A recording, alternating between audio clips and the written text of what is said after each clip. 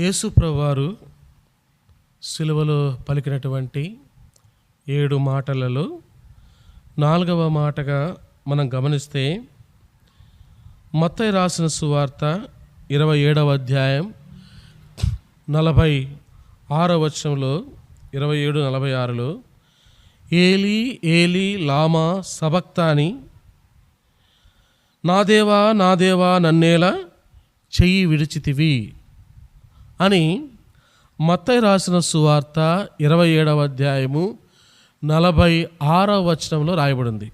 ఇదే మాట మార్కు రాసిన సువార్త 15వ అధ్యాయం 34వ వచనంలో, అలాగే 33-34లో మధ్యాహ్నము మొదలుకొని 3 గంటల వరకు ఆ దేశమంతటను చీకటి కమ్మెను. 3 గంటలకు యేసు ఎలోయి ఎలోయి లామా సబక్తాని అని బిగ్గరగా కేక వేసెను. ఆ మాటకు నా దేవా నా దేవా నన్ను ఎందుకు చెయ్యి విడిచితివని అర్థము. అంటే మత్తయి రాసిన సువార్తలో ఏలీ ఏలీ అని అన్నాడు, మార్కు రాసిన సువార్తలో ఎలోయి ఎలోయి అన్నాడు. అది ఏ భాషలో పలికినప్పటికీ అర్థము ఒకటే. ఏంటి? నా దేవా నా దేవా నన్నెందుకు చెయ్యి విడిచితివి. యోహాను రాసిన సువార్తలో 3 మాటలు, లూకా రాసిన సువార్తలో 3 మాటలు, మార్కు మత్తయి రాసిన సువార్తలో ఈ 4వ మాట మాత్రమే ప్రత్యేకముగా 2 సువార్తికులు రాస్తూ వచ్చినారు. మత్తయి ఏమో ఏలీ ఏలీ అన్నాడు, మార్క్ అయితే ఎలోయి ఎలోయి అన్నాడు. మొత్తానికి నా దేవా నా దేవా నన్నేలా చెయ్యి విడిచితివి అనే మాట. ఈ మాట యేసు ప్రభువారు ఎప్పుడు పలికినాడు, ఎలాంటి పరిస్థితులు పలుకుతూ వచ్చాడంటే, ప్రకృతి అంతా కూడా చీకటి మయమైపోయినప్పుడు ఆ చీకటిలో యేసు ప్రభు వేసిన ఒక బిగ్గరగా వేసిన ఒక కేకే, నా దేవా నా దేవా నన్నేలా చెయ్యి విడిచితివి, నన్నేలా చెయ్యి విడిచితివి. యాక్చువల్గా అక్కడ మనం గమనిస్తే యేసు ప్రభు వారి ఆ శిలువ క్రింద జన్మనిచ్చిన తల్లి మరియమ్మ ఉంది. తన రొమ్మున ఆనుకున్నటువంటి ప్రేమైన శిష్యుడు యోహాను ఉన్నాడు. యేసు ప్రభును ప్రేమించి వెంబడించినటువంటి ఆ స్త్రీలు ఉన్నారు. అక్కడ అనేక మంది జనాంగం అక్కడ ఉంది. యేసు ప్రభు వారు వాళ్ళని ఎవరిని పట్టించుకోవడం లేదు, కానీ తన తల్లి దూరం అవుతుందనే బాధ ఆయనకు లేదు, కానీ తన శిష్యుడు దూరం అవుతున్నాడే అనే బాధ ఆయనకు లేదు, కానీ ఆయన వెంబడిస్తున్న స్త్రీలు దూరం అవుతున్నారనే బాధ యేసుప్రభు వారికి లేదు. కానీ ఆ భయంకరమైన శ్రమలు, నిందలు, వేదనలు, ఆ బాధలు యేసుప్రభు వారికి ఇంకా బాధ కలిగించినటువంటి మాట ఏంటంటే, సందర్భం ఏమిటంటే, ఆ పరలోకపు తండ్రి తన ప్రియకుమారుని యొక్క చెయ్యి విడిచిపెట్టడము. అందుకని ఆ దేవుడు ఆ బాధ తట్టుకోలేక, ఆ వేదన తట్టుకోలేక ఏం చేశాడంటే, బిగ్గరగా ఏం చేశాడు? బిగ్గరగా కేక వేశాడంట, నా దేవా నా దేవా నన్నేలా చెయ్యి విడిచితివి, నన్నేలా చెయ్యి విడిచితివి. యాక్చువల్గా మనం గమనిస్తే యేసు ప్రభు వారు తండ్రి అయిన దేవుడు ఎప్పుడు కూడా ఒకరిని విడిచి ఒకరు ఉన్నట్టుగా బైబిల్లో ఎక్కడా లేదండి. ఉదాహరణకి ఆది కాండము 1వ అధ్యాయం అంటే సృష్టి ప్రారంభములో మనం గమనిస్తే మనము అనే మాట గమనిస్తాం. అంటే తండ్రితో పాటు ఎవరున్నారు? కుమారుడు ఉన్నాడు. సృష్టికి ముందు కూడా మహిమలో ఎవరున్నారు? యోహాను రాసిన సువార్త 17వ అధ్యాయంలో యేసు ప్రభువారే స్వయంగా చెప్పబడిన మాట ఏంటక్కడ? తండ్రి నీ యొద్ద నాకు ఏ మహిమయుండెనో. అంటే సృష్టికి ముందు కూడా మహిమలో యేసు ప్రభువారు తండ్రి కూడా కలిసే ఉన్నారు, మహిమలో కలిసి ఉన్నారు, సృష్టి కార్యములో కలిసే ఉన్నారు. ఆ యేసు ప్రభువారు ఒకానొక సందర్భంలో శిష్యులు వీళ్ళంతా విడిచిపోవలసి వచ్చిన సమయంలో యేసుప్రభువు వారు స్వయంగా తన నోటితో తాను చెప్పిన మాట ఏంటంటే, మీరందరూ నన్ను విడిచిపెట్టిపోయినా నా తండ్రి నన్ను ఒంటరిగా విడిచిపెట్టడు. ఎంత కన్ఫామ్డ్గా చెప్తున్నాడు ఆ మాట యేసుప్రభువు వారు. ఎంత నిక్కచ్చిగా, ఎంత నిశ్చింతగా చెప్తున్నాడు, ఎంత నిశ్చయంగా చెప్తున్నాడు. నా తండ్రి నన్ను ఒంటరిగా విడిచిపెట్టడు, నా తండ్రి నన్ను ఒంటరిగా విడిచిపెట్టడు. ఇది యేసుప్రభువు వారు చెప్పిన మాట, ఇది యేసుప్రభువు వారు చెప్పిన మాట. కానీ ఇక్కడ పరిస్థితులు చూస్తే ఎలా ఉన్నాయంటే, అటు పరలోకానికి ఇటు భూలోకానికి, పరలోకములో ఉన్న దేవుడు తన కుమారుని చేయి విడిచిపెట్టేసినాడు. భూలోకములో ఉన్నవారు ఎవరు కూడా ఆ కుమారుని చేయి పట్టుకునే అవకాశం లేదు. అటు పరలోకానికి భూమికి మధ్యలో ఒంటరి వాడై వ్రేలాడుతున్నాడు యేసుప్రభువు వారు. ఒంటరి వాడై ఆ యేసుప్రభువు వారు వేలాడుతూ భూమికి పరలోకానికి మధ్యలో ఒక్కడుగా మిగిలిపోయినాడు. యాక్చువల్గా మనము పరిశుద్ధ గ్రంథంలో, బైబిల్లో మనం కొన్ని సందర్భాలు చూస్తే తన భక్తులు బాధపడుతున్నా కూడా దేవుడు చూడలేడు. ఒకవేళ దేవుడు తన భక్తులను విడిచిపెట్టినా ఏమంటాడు? నిమిషమాత్రము నేను నిన్ను విడిచితిని కానీ గొప్ప వాత్సల్యముతో అంటాడు మళ్ళా కదా. ఒక నిమిషము కూడా తన భక్తులను విడిచి ఉండలేని ఆ దేవుడు మరి కుమారుణ్ణి ఎందుకు విడిచిపెట్టినాడు చెయ్యి?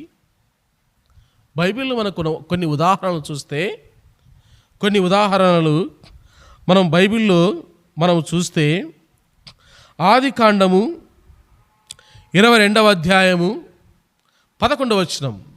ఆదికాండము 22వ అధ్యాయము 11వ వచనం. అబ్రహాముకు తన వృద్ధాప్య వయసులో లేక ఒక కుమారుడు పుడితే ఆ కుమారుణ్ణి అబ్రహామును పరీక్షించుటకై బలి ఇవ్వడానికి ఆ దేవుడు అబ్రహామును అడిగితే అబ్రహాము వెళ్ళి తన కుమారుణ్ణి బలి ఇస్తుంటే అప్పుడు ఆ పరలోకపు తండ్రి ప్రతిస్పందనతో కూడిన ఒక మాట ఏంటండి? ఆ పరలోకపు తండ్రి అబ్రహాము యొక్క భక్తికి ముగ్ధుడైపోయి, ఆ పరలోకపు తండ్రి అబ్రహాము మాట వినటాన్ని బట్టి సంతోషించి, ఆ పరలోకపు తండ్రి అబ్రహాము దేవునికి భయపడిన విధానాన్ని చూచి వెంటనే జోక్యము చేసుకొని ఏమన్నాడు? ఆ చిన్నవాని మీద చెయ్యి వేయకము. ఆకాశములో నుండి ఒక ప్రతిస్పందన. భక్తుని విషయములో ఆకాశములో నుండి ఒక ప్రతిస్పందన. అబ్రహాము కూడా తన మనసులో ఎంత వేదన పడింటాడు, ఎంత బాధపడింటాడు తన కుమారుని బలిచ్చినప్పుడు. కానీ తన కుమారుని కంటే తన దేవుడు ఎక్కువ అనుకున్నాడు కాబట్టి తన బాధను దిగమింగుకొని తన కుమారుణ్ణి బలిగా ఇవ్వబోయినాడు. ఆ భక్తుని యొక్క బాధను అర్థము చేసుకున్న దేవుడు ఆకాశములో నుండి ప్రతిస్పందిస్తూ అబ్రహామా అబ్రహామా అని గట్టిగా కేక వేసి ఆ చిన్నవాని మీద చెయ్యి వెయ్యొద్దు అన్నాడు. అది దేవుని ప్రతిస్పందన భక్తుల విషయంలో. యేసు ప్రభువు వారు కూడా తను జీవిస్తున్న జీవిత దినాల్లో భూలోకములో ఆ పరలోకపు తండ్రి తన కుమారుని పట్ల కూడా ఎలా ప్రతిస్పందిస్తూ వచ్చినాడంటే ఆకాశము నుండి. మత్తయి రాసిన సువార్త 3వ అధ్యాయం 17వ వచనంలో యేసు ప్రభువు వారు బాప్తిసము తీసుకొని ఒడ్డుకు వస్తున్నప్పుడు ఆ పరలోకపు తండ్రి ముగ్ధుడై సంతోషపడి, ఎందుకు? తన ప్రియ కుమారుడు తన సేవను చేయడానికి బాప్తిసము తీసుకొని బయలుదేరబోతున్నాడు. ఆ యేసు ప్రభు ఆ దేవుని యొక్క ప్రేమను ప్రపంచానికి చెప్పడానికి వెళుతుంటే ఆ సన్నివేశంలో ఆ పరలోకపు తండ్రి తన కుమారుని చూచి ఆకాశం నుండి ఒక ప్రతిస్పందన ఏంటి? ఈయన నా ప్రియ కుమారుడు, ఈయన యందు నేను ఆనందించుచున్నాను అనే ఒక ప్రతిస్పందన. సాధారణమైనటువంటి పరిస్థితుల్లో ఆకాశములో నుండి తన కుమారుని పట్ల ప్రతిస్పందన. మత్తయి రాసిన సువార్త 17వ అధ్యాయం 5వ వచనములో రూపాంతరము కొండపైన శిష్యులు యేసు ప్రభు వారితో ఒక మాట అంటుంటే వెంటనే ఆ పరలోకపు తండ్రి జోక్యము చేసుకొని ఒక ప్రతిస్పందన. ఏంటి? ఈయన నా ప్రియ కుమారుడు, ఈయన మాట వినండి. ప్రతిస్పందన.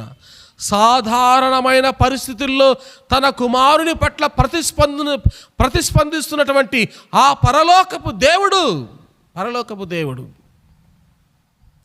యోహాను రాసిన సువార్త 12వ అధ్యాయం 28వ వచనములో తండ్రి నీ నామము మహిమపరుచుమని చెప్పెను. యేసు ప్రభు సాధారణంగా ఒక ప్రార్థన చేస్తున్నాడు. ఏమని? తండ్రి నీ నామమును మహిమపరచు అని చెప్తుంటే వెంటనే ఆ పరలోకపు తండ్రి తన కుమారుని యొక్క మాటలకు ప్రతిస్పందిస్తున్నాడు. ఒక శబ్దం ఆకాశం నుండి వచ్చింది. నేను ఎందుకు ఈ మాటలు చెప్తున్నానంటే తన భక్తులు బాధపడుతుంటే చూడలేని ఆ దేవుడు ప్రతిస్పందిస్తున్నాడు. తన ప్రియకుమారుడు తన సేవకు వెళుతుంటే తన ప్రియకుమారుడు తండ్రి మహిమపరుచు అంటుంటే ఆ పరలోకపు తండ్రి ప్రతిస్పందిస్తున్నాడు. కానీ ఇప్పుడు ఎంతో బాధలు, ఆవేదనలు, రక్తసిక్తమైనటువంటి ఆ దేహముతో, దప్పికున్నటువంటి ఆ దేహముతో, ఘోరమైన ఆ శిలువ మరణాన్ని భరిస్తున్నటువంటి ఆ దేహముతో గొప్పగా ఒక కేక వేస్తున్నాడు. బలాన్నంతా కూడగట్టుకొని నా దేవా నన్నేల చేయి విడిచిమని. మరి ఎందుకు ఆ పరలోకపు తండ్రి ప్రతిస్పందించడం లేదు? 22వ కీర్తన 1వ వచనములో ప్రవచన నెరవేర్పు. అది క్రీస్తు పట్ల ప్రవచనము యొక్క నెరవేర్పు. ఒకవేళ ఆ దేవుడు ఆ క్షణములో తన ప్రియకుమారుని యొక్క మనవి విని చెయ్యి పట్టుకుంటే ఈ లోకం యొక్క పరిస్థితి ఏంటి? పాపములో ఉన్న మానవుని యొక్క పరిస్థితి ఏమిటి? ప్రియమైన వారలారా, ఆ యేసు ప్రభు ఆ సమయంలో ఆ కలువరి గిరిలో, ఆ గొల్గతా కొండపైన, ఆ కపాలం అనేటువంటి ఆ స్థలములో యేసు ప్రభు వారు ఏమి చేయబడ్డాడని రాయబడిందంటే లేఖనములో కొరింథీయులకు రాసిన 2వ పత్రిక 5వ అధ్యాయం 21వ వచనంలో మన కోసము శిలువలో యేసు ప్రభు వారు పాపముగా చేయబడ్డాడు అని రాయబడింది. అంటే ఆ శిలువలో యేసు ప్రభు వారు ఏమి చేయబడ్డాడు? పాపముగా చేయబడ్డాడు. యెషయా గ్రంథము 53వ అధ్యాయం 12వ వచనములో ఆ శిలువలో యేసు ప్రభు వారు అనేకుల పాపమును భరిస్తున్నాడు. తన శరీరం పాపముగా చేయబడింది. ఆ శరీరము మీద అనేకుల పాపములను వేసుకొని పాపములను ఆ శిలువలో భరిస్తున్నాడు యేసు ప్రభువారు. మూడవదిగా రోమీయులకు రాసిన పత్రిక 8వ అధ్యాయం 3-4 వచనాలు మనం గమనిస్తే ఆయన శరీరమందు పాపమునకు శిక్ష విధించబడుతూ వచ్చింది. విధించింది ఎవరు? పాప శరీరాకారంతో పంపించింది ఎవరు? ఆ పాపమును శిక్ష వేసింది ఎవరు? పరలోకపు తండ్రి కదా. అది యెహోవా యొక్క ఉద్దేశము కదా, మనకు రక్షణ ఇవ్వడానికి, మనకు విమోచన ఇవ్వడానికి. ప్రియమైన వారలారా, యేసు ప్రభు అంత గొప్పగా కేక వేసిన ఆ పరలోకపు తండ్రి ఎందుకు ప్రతిస్పందించడం లేదంటే మన కోసం. అందుకని యెషయా గ్రంథం 53వ అధ్యాయంలో యేసు ప్రభు యొక్క శిలువ మరణాన్ని విషయమే రాస్తూ, ఆ బాధల విషయమే రాస్తూ, ఇవన్నీ ఎందుకని అక్కడ రాయబడిందంటే మన అతిక్రమములు, మన దోషములు, మన సమాధానార్థమైన శిక్ష, మన అని అనేక పర్యాయములు అక్కడ రాయబడుతూ వచ్చింది. కాబట్టి మన కోసం యేసు ప్రభు వారు తన ప్రియకుమారుని యొక్క చేతిని ఆ కలువరి శిలువలో విడిచిపెడుతూ వచ్చినాడు. ఒకవేళ దేవుడు తన కుమారుని యొక్క చేతిని విడిచిపెట్టడాన్ని పట్టే ఈరోజు ఆ పరలోకపు తండ్రి మన చేతులు పట్టుకున్నాడు. పాపములో ఉన్న మనల్ని పవిత్రపరిచి ఈరోజు మనకు ఆయన దక్షిణ హస్తాన్ని మనకు అందిస్తూ వచ్చినాడు. ఆ దేవుడు ఆ శిలువలో శిక్షణ అనుభవించడాన్ని బట్టి ఆ పరలోకపు తండ్రి మనకు రక్షణ ఇచ్చినాడు, మనకు విమోచన ఇచ్చినాడు. యేసు ప్రభువారు ఆ చీకటిలో ఆ గొప్ప కేక వేయటాన్ని బట్టి మనలను వెలుగులోనికి నడిపించినాడు. పరలోకపు తండ్రి తన కుమారుని యొక్క సహవాసాన్ని కోల్పోవటాన్ని బట్టి, విడిచిపెట్టడాన్ని బట్టి మనలను ఆ తండ్రితో సహవాసంలో చేరుస్తూ వచ్చినాడు. ఎంత భాగ్యం కదా! ఇవన్నీ మన కోసమే. యేసు ప్రభువారు పలికిన 4వ మాట, నా దేవా నా దేవా నన్ను ఎందుకు చెయ్యి విడిచితివి. ప్రేమైన వారలారా, ఈ ఎడబాటు మన కోసమే.